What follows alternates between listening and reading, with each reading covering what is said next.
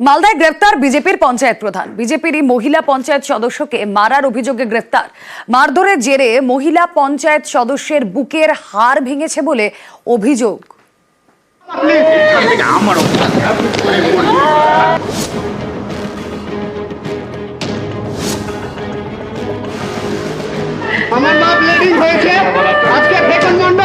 মঙ্গলবার মালদার মানিকচকের দক্ষিণ চণ্ডীপুরে বিজেপির বৈঠকে তুমুল হট্টগোল।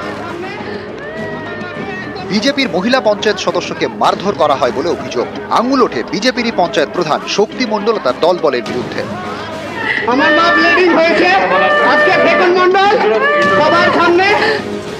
এই ঘটনায় বিজেপির পঞ্চায়েত প্রধানকে বুধবার গ্রেপ্তার করে পুলিশ। আপনাকে কেন গ্রেপ্তার করলো?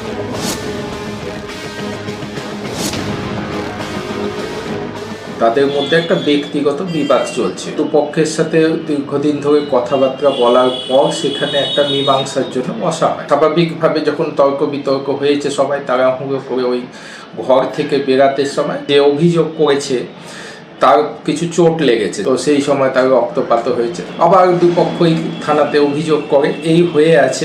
পার্টি আবার মীমাংসাতে বসবে, সেই অনুযায়ী যদি কেউ পার্টির কথা না শুনে বা শৃঙ্খলা ভঙ্গের দিকে যায় তখন পার্টি ব্যবস্থা নেবে। দক্ষিণ চণ্ডীপুর গ্রাম পঞ্চায়েতের বিজেপির প্রধান শক্তি মণ্ডল। জানা গিয়েছে তার বিরুদ্ধে আগেই দুর্নীতির অভিযোগে সরব হন বিজেপির ওই মহিলা পঞ্চায়েত সদস্য। গত মঙ্গলবার এ নিয়ে বৈঠক ডাকে বিজেপি। সেই বৈঠক চলাকালীনই মহিলা পঞ্চায়েত সদস্যকে বেধড়ক মারা হয় বলে অভিযোগ।